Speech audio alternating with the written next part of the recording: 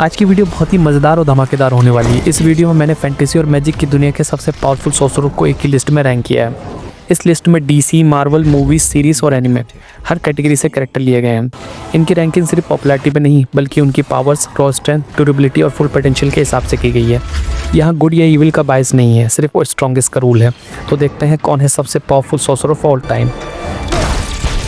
Number 10 पर है John कंस्टेंटीन। ये कैरेक्टर डीसी कॉमिक्स का पहली बार 1985 में स्वैम्प थिंग इशू नंबर 37 में दिखाया गया था। जॉन कंस्टेंटीन को एलन मोरे ने क्रिएट किया था। कंस्टेंटीन एक स्ट्रीट लेवल मैजिशियन और ओकल्ट डिटेक्टिव है जो अपनी पावर से ज्यादा अपने दिमाग के लिए जाना जाता है। इसके पास dark magic, demon summoning, exorcism और प्रोटेक्शन स्पेल जैसे पावर्स हैं, लेकिन इसका सबसे बड़ा वेपन है मैनिपुलेशन और प्लानिंग।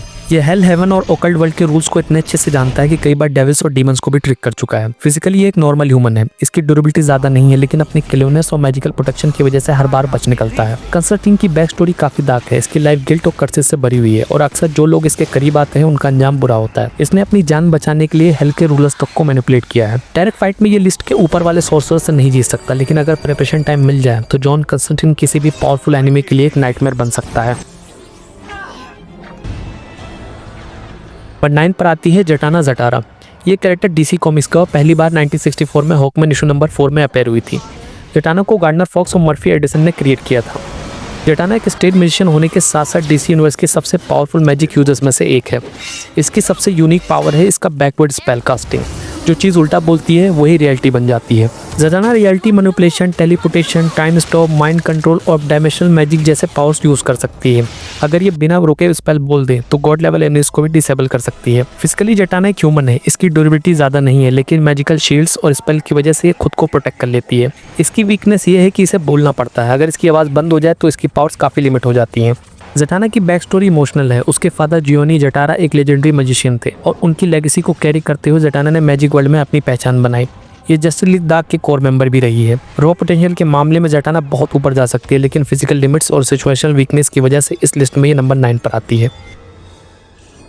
नंबर 8 पर आता है Albus Percival Wulfric Brian Dumbledore. ये कैरेक्टर हैरी पॉटर यूनिवर्स का है और पहली बार 1997 में Harry Potter and the Philosopher's Stone में इंट्रोड्यूस किया गया था। इस कैरेक्टर को जेके रोलिंग ने क्रिएट किया था। डम्बलडोर अपने प्राइम टाइम में सबसे पावरफुल विजेट माना जाता था। ये सिर्फ पावर से नहीं बल्कि स्ट्रेटजी, एक्सपीरियंस और नॉलेज से भी लड़ता है। इसके पास एल्डर वॉन्ड, एडवांस स्पेल और casting extremely high magician control जैसी एबिलिटीज हैं। Dumbledore fire magic, transfiguration, teleportation और माइंड मैजिक में मास्टर है। इसका सबसे बड़ा फीट है ग्रिंडेलवाल्ड को डिफीट करना, जो अपने टाइम का सबसे डेंजरस डार्क विजेट था। फिजिकली डम्बलडोर एक एज ह्यूमन है, लेकिन मैजिकल शील्ड्स और रिफ्लेक्स की वजह से ये बैटलफील्ड में खुद को काफी देर तक सेफ रख सकता है। ड्यूरेबिलिटी रॉ स्ट्रेंथ पर नहीं बल्कि डिफेंसिव मैजिक पर डिपेंड करती है। डम्बलडोर की बैक स्टोरी काफी ट्रेजिक है। यंग एज में पावर के लालच और गलत डिसीजन की वजह से उसकी फैमिली को काफी नुकसान पहुंचा, जिस गिल्ट ने उसे लाइफ भर फॉलो किया। इसी वजह से वो पावर से ज्यादा विजडम और बैलेंस पर बिलीव करता है। फुल पोटेंशियल के साथ डम्बलडोर एक्सट्रीमली डेंजरस हो सकता था, लेकिन अपनी मोरल्स और सेल्फ रिस्ट्रेन की वजह से इस लिस्ट में ये नंबर 8 पर रैंक करता है। नंबर 7 पर आती है रेवन। ये कैरेक्टर डीसी कॉमिक्स का और पहली बार 1980 में DC comics present issue number 26 में अपीयर हुई थी। रेवन को मर्व वुल्फमैन और जॉर्ज पेरिस ने क्रिएट किया था। रेवन एक हाफ ह्यूमन हाफ डीमन है और वो डीमन लॉर्ड ट्रेगोन की बेटी है। इसका मतलब ये है कि रेवन के अंदर गॉड लेवल डार्क पावर छुपी हुई है, लेकिन वो अपने इमोशंस को कंट्रोल करके पावर को सील करके रखती है। रेवन की power psychic ability, dark magic, soul self projection, teleportation, reality distortion और इंटरडायमेंशनल ट्रैवल तक फैली हुई है। जब रेवन अपना कंट्रोल छोड़ देती है तो पूरे यूनिवर्सेस को डिस्ट्रॉय करने की कैपेबिलिटी रखती है।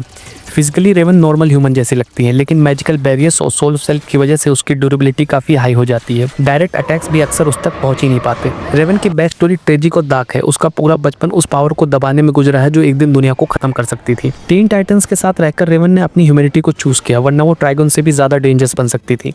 रेवन का पोटेंशियल इस लिस्ट में काफी ऊपर जा सकता है, लेकिन इमोशनल इंस्टेबिलिटी और सेल्फ रिस्ट्रिक्शन की वजह से इस रैंकिंग में वो नंबर 7 पर आती है।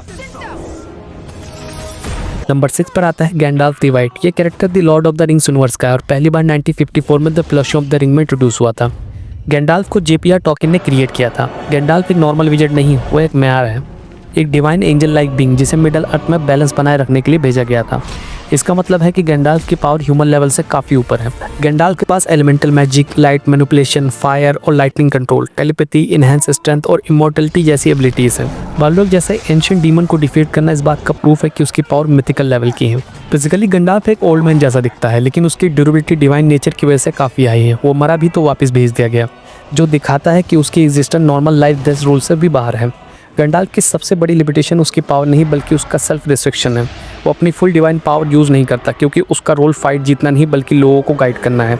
इसी वजह से गंडाल्फ का full potential almost God tyre होने के बावजूद इस लिस्ट में नंबर 6 पर रैंक करता है। अगर आपने वीडियो को यहाँ तक देखा है तो उसका मतलब आपको ये वीडियो पसंद आई है।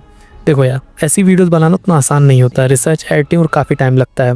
अगर आप चाहते हो कि मैं ऐसी और भी वीडियोस लाता रहूँ तो जल्दी से चैनल को सब्सक्राइब कर दो और कमेंट ज़रूर करना, क्योंकि वही एक चीज़ है जो मुझे और बेटर कंटेंट बनाने में मोटिवेशन देती है।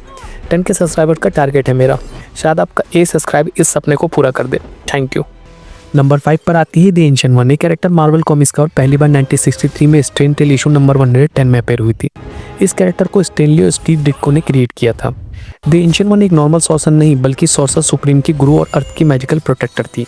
सदियों तक उसने डार्क डिमेंशंस, डीमंस और कॉस्मिक थ्रेट से दुनिया को बचाए रखा। इसके पास time manipulation, astral projection, dimensional travel, reality bending और एडवांस मिस्टिक आर्ट जैसी पावर्स हैं।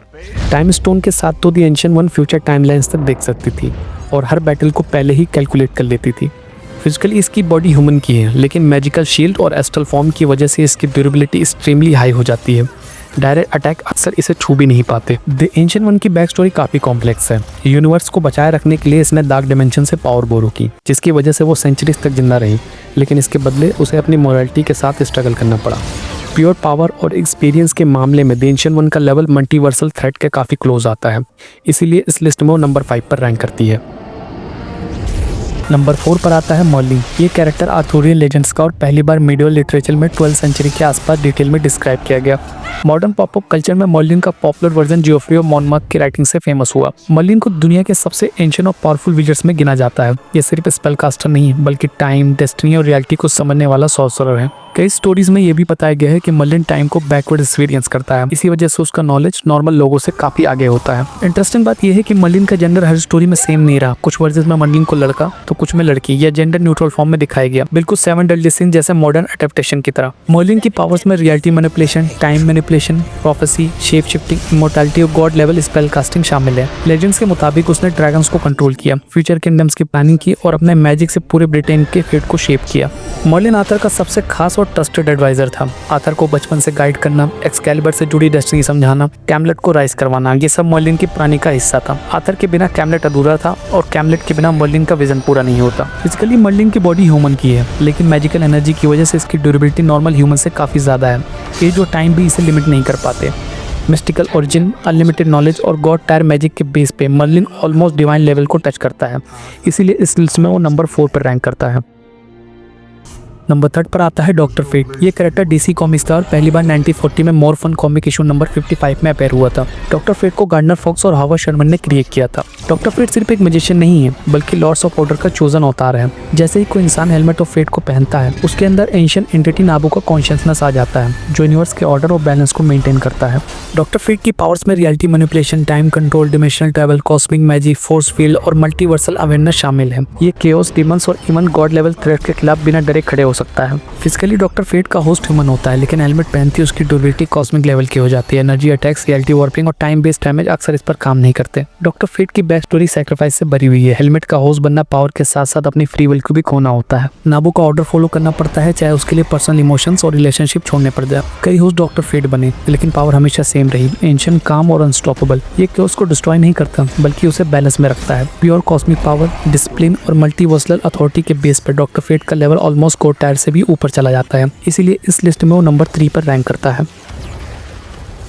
नंबर 2 पर आता है डॉक्टर स्टीफन स्ट्रेंज। ये कैरेक्टर मार्वल कॉमिक्स का है और पहली बार 1963 में स्ट्रेन टेल इशू नंबर 110 में अपेयर हुआ था। डॉक्टर स्ट्रेंज को स्टैनली और स्टीव डिट्को ने क्रिएट किया था। डॉक्टर स्ट्रेंज एक नॉर्मल मैजिशियन नहीं बल्कि सॉर्सरर सुप्रीम है, अर्थ का सबसे पावरफुल मिस्टिक प्रोटेक्टर। एक्सीडेंट के बाद सर्जन से सॉर्सरर तक का उसका सफर उसे डिसिप्लिन, सैक्रिफाइस और नॉलेज का सिंबल बना देता है। डॉक्टर स्ट्रेंज की पावर में reality manipulation, time control, astral projection, dimensional travel, mind magic और पावरफुल आर्टिफैक्ट जैसे क्लॉक ऑफ लेविटेशन शामिल है। टाइम स्टोन के साथ तो स्ट्रेंज इन्फिनिट टाइमलाइंस को देखकर मैनिपुलेट कर चुका है। फिजिकली स्ट्रेंज एक ह्यूमन है, लेकिन मैजिकल शीट्स, रेलिक्स और रिफ्लेक्सेस की वजह से उसकी ड्यूरेबिलिटी गॉड लेवल थ्रेट्स के सामने भी काफी स्ट्रॉन्ग हो जाती है। प्रिपरेशन टाइम मिलने पर वो कॉस्मिक एंटिटीज तक को आउटस्मार्ट कर चुका है। डॉक्टर स्ट्रेंज की बैक स्टोरी इसकी सबसे बड़ी स्ट्रेंथ भी है। उसकी ईगो ने उसे गिराया और ह्यूमिलिटी ने उसे यूनिवर्स का प्रोटेक्टर बनाया। वो सिर्फ फाइट नहीं करता बल्कि हर पॉसिबल आउटकम कैलकुलेट करके डिसीजन लेता है। प्योर स्किल, वर्सटैलिटी और बैटलफील्ड कंट्रोल के बेस पर डॉक्टर स्ट्रेंज ऑलमोस्ट अनबीटेबल बन जाता है। इसीलिए इस लिस्ट में वो नंबर 2 पर रैंक करता है। नंबर 1 पर आते हैं स्कारलेट विच यानी वांडा मैक्सिमोफ। ये कैरेक्टर मार्वल कॉमिक्स का और पहली बार 1964 में एक्समैन इशू नंबर 4 में अपेयर हुई थी। स्कारलेट विच को स्टैन ली और जैक किर्बी ने क्रिएट किया था। शुरुआत में वांडा सिर्फ एक म्यूटेंट थी, लेकिन टाइम के साथ ये रिवील हुआ कि वो केओस मैजिक की लिविंग एम्बॉडीमेंट है। स्कारलेट विच एक ऐसी सॉर्सरर है जो सिर्फ स्पेल यूज नहीं करती, बल्कि रियलिटी को अपनी मर्जी से रिराइट कर सकती है। वांडा की पावर्स में reality warping, probability manipulation, time distortion, multiverse manipulation और प्योर केओस मैजिक शामिल है। नो मोर म्यूटेंट जैसे मूवमेंट्स ने प्रूव कर दिया कि वो एक सेंटेंस में पूरे वर्ल्ड का फेट चेंज कर सकती है। फिजिकली वांडा ह्यूमन है, लेकिन जब वो अपनी फुल पावर में होती है तो ड्यूरेबिलिटी का कॉन्सेप्ट ही मैटर नहीं करता। रियलिटी खुद उसके अराउंड बेंड होती है, इसलिए अटैक उस तक पहुंचने से पहले ही फेल हो जाते हैं। वांडा की बैक स्टोरी उसकी पावर जितनी ही ट्रेजिक है। लॉस, ट्रॉमा और ग्रीफ ने उसके मैजिक को और ज्यादा अनप्रेडिक्टेबल बना दिया। जब वांडा अपने इमोशंस पर कंट्रोल खो देती है तो वो हीरो नहीं बल्कि मल्टीवर्सनल थ्रेट बन जाती है, और यही वजह है कि स्कारलेट विच इस लिस्ट में नंबर 1 पे है। डॉक्टर स्ट्रेंज जैसे सॉर्सरर सुप्रीम भी उसके सामने लिमिटेशन में आ जाते हैं, क्योंकि स्ट्रेंज रूल के अंदर काम करता है जबकि वांडा रूल्स ही तोड़ देती है। रो पावर, रियलिटी कंट्रोल, ड्यूरेबिलिटी और फुल पोटेंशियल के बेस पर स्कारलेट विच इस रैंकिंग की अनडिस्प्यूटेड नंबर 1 सॉर्सरर है। तो दोस्तों आज के लिए बस इतना ही। मिलता है नेक्स्ट वीडियो में एक नए टॉपिक और एक नए थ्रेड के साथ। वीडियो पसंद आए तो लाइक, कमेंट और शेयर ज़रूर कर देना। और हाँ, यूट्यूब का हाइप फीचर यूज़ करके वीडियो को हाइप ज़रूर कर देना। हाइप से रीच बढ़ेगी और मुझे और सपोर्ट मिलेगा। चैनल को सब्सक्राइब कर दे ताकि ऐसे ही ज़बरदस्त कंटेंट आप तक सबसे पहले पहुँचे। Thank you so much for watching. Love you all.